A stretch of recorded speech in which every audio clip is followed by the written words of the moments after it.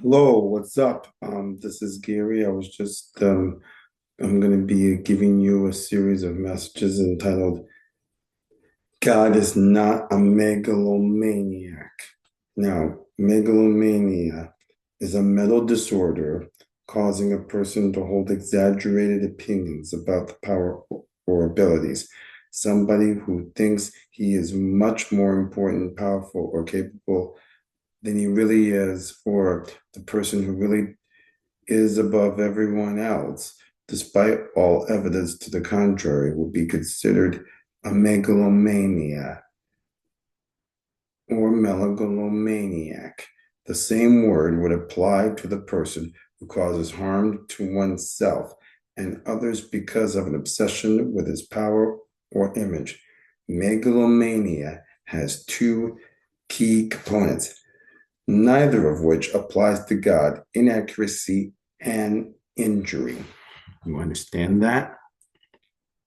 Now, megalomania involves delusion. What the megalomaniac thinks about himself is not, in fact, true. A megalomaniac is the mediocre chess player who accuses everybody who beats him of cheating because he's, and in quote, too smart, in quote, to lose fair and square. Adolf Hitler bungled several decisions during World War II as a result of his megalomania. He refused to listen to the advice of his generals, being far too confident in his own abilities. God is not delusional. God's self assessment is true in that he is the only God and he possesses absolute power, sovereignty, and knowledge. So long as God's claim about himself are true, he is not expressing megalomania. A person who believes he is the tallest in a room and refuses to admit otherwise is not a megalomaniac, as long as he actually is taller than anyone else present.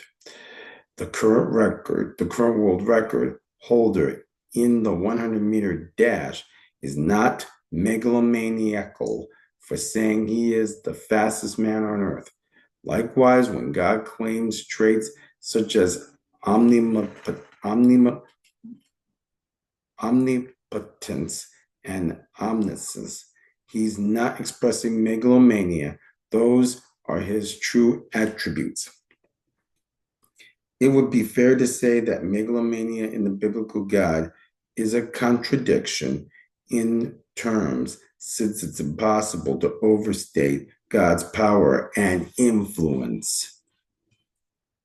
Now, megalomania also involves harm. True megalomaniacs hurt themselves and others. Their disconnection from reality results in actions that are irrational, dangerous, or absurd. Consider again the examples of Hitler's overestimating his own military genius, or of a movie villain like Darth Vader who kills his subordinates for minor failures.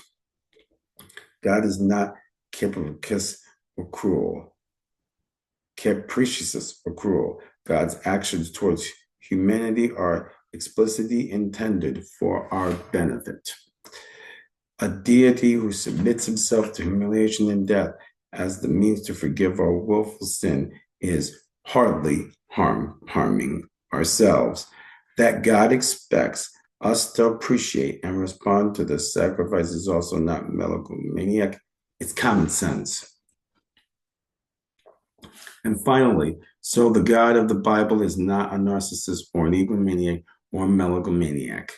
God presents himself exactly as he is and shows tremendous love and concern for ourselves. If you have a Bible up, please. The only scripture you need to mark down is Romans 5:8. And the last thing I want to say is neither honesty nor love is characteristic of megalomaniac. Thank you for watching, and good night.